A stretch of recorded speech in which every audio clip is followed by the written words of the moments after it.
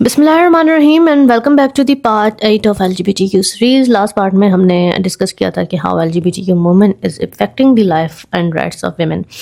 आज के पार्ट में हम डिस्कस करेंगे कि मर्दों की ज़िंदगी किस तरीके से इफ़ेक्ट हो रही है। अब बात सिर्फ वेमेन तक लिमिटेड नहीं है, ये फ्रेमवर्क मर्दों को भी डैमेज कर रहा है और बहुत ज़्यादा डैमेज कर रहा है, क्योंकि जब सोसाइटी मिस्क्यूनिटी को टॉक्सिक लेवल का नाम दे देती है और मेल रिस्पॉन्सिबिलिटी को पावर के साथ कंफ्यूज कर देती है, तो रिजल्ट एम्पावरमेंट नहीं होता, डिसओरिएंटेशन होता है। मर्द को हिस्टोरिकली प्रोटेक्टर, प्रोवाइडर और अकाउंटेबल बीइंग के तौर पर दिखाया गया है और यही उसकी रिस्पॉन्सिबिलिटी थी। ये रोल्स प्रिविलेज नहीं थे, ये ना ये बर्डन थे, बल्कि एक तरह की रिस्पॉन्सिबिलिटी थी।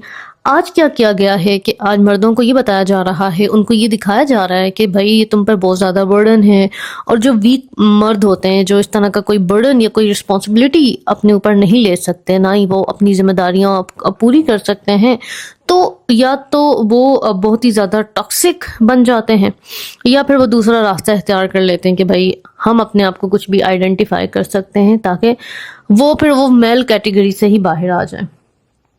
जब आज के डिस्कोर्स में मिस्क्लियनिटी को शेम बना दिया जाए, तो हम मर्दों से ये फिर एक्सपेक्ट नहीं कर सकते कि वो उन रिस्पॉन्सिबिलिटीज़ के साथ कंटिन्यू करें। अ हेल्दी सोसाइटी वुमेन को प्रोटेक्ट करती है और मर्दों को डायरेक्शन देती है। जब हम मर्दों को पर्पस के बगैर छोड़ देते हैं और उन्हें सिर्फ गिल्ट के साथ रिप्लेस कर देते हैं, या उनको ये बताते हैं कि तुम्हारी रिस्पॉन्सिबिलिटीज सिर्फ जिम्मेदारी हैं, तुमने फैमिली को प्रोटेक्ट करना है, तुम प्रोवाइडर हो, तुम प्रोटेक्टर हो, या फिर हम उन पे ये लेबल लगा देते हैं कि मर्द टॉक्सिक होते हैं, मर्द ये होते हैं, मर्द वो होते हैं, तो फिर वो अपनी जो उनको एक चीज़ जो उनके अंदर फिक्स हुई हुई है, जो उनको रिस्पॉन्सिबिलिटीज़ दी गई हैं, जो उनको प्रोवाइडर एंड प्रोटेक्टर वाली बाउंड्री में रखा गया है, वो वहाँ से निकलना शुरू हो जाते हैं।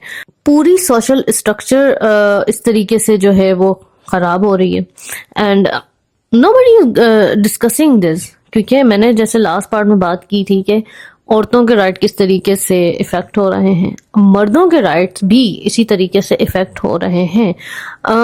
लेकिन यहाँ पर सोचने की बात ये भी है कि किसी भी बायोलॉजिकल मेल स्पेस पर उस औरत को, उस बायोलॉजिकल औरत को नहीं लाया जाता जो अपने आप को मेल आइडेंटिफाई करती है।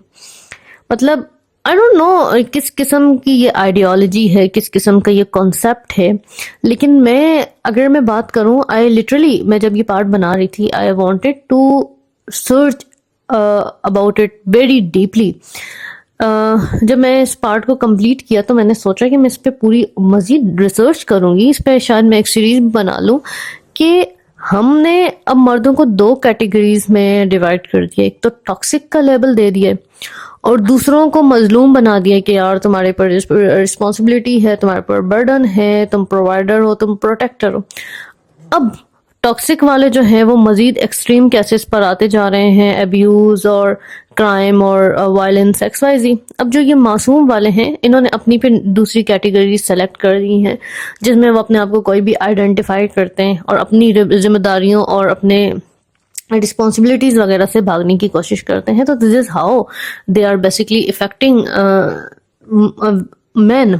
और मुझे लगता है कि ये चीज़ें टॉर्चर भी करती हैं, मेंटली भी टॉर्चर करती हैं। जाहिर सी बात है, एक इंसान जब बना ही एक स्पेसिफिक काम के लिए है, तो अगर वो काम नहीं करेगा तो वो मेंटली डिस्टर्ब रहेगा डेफिनेटली। और LGBTQ आइडेंटिटी का मकसद ही ये है कि वो आपको मेंटली डिस्टर्ब रखें, ताकि आपकी ज़िंदगी का कोई मकसद ना रहे और आप इसी तरीके से इधर उधर घूमते और फिरते रहें। खैर, मैं डेफिनेटली इस पर मज़ीद भी रिसर्च करूँगी, बिकॉज मुझे ऐसे लग रहा है, इनफैक्ट अभी मैं जब ये वीडियो बना भी रही थी तो मुझे ऐसे लग रहा था कि इस पर थोड़ी सी और रिसर्च होनी चाहिए कि why like they are literally affecting man, और उनको इन्होंने दो कैटेगरीज में डिवाइड कर दिया है, टॉक्सिक एंड एक तरह का मासूम, इनोसेंट। तो खैर, हम इंशाल्लाह दोबारा इस पर बात करेंगे। तब तक अपना ख्याल रखें, मिलते हैं अगली वीडियो में। अस्सलाम वालेकुम व रहमतुल्लाह।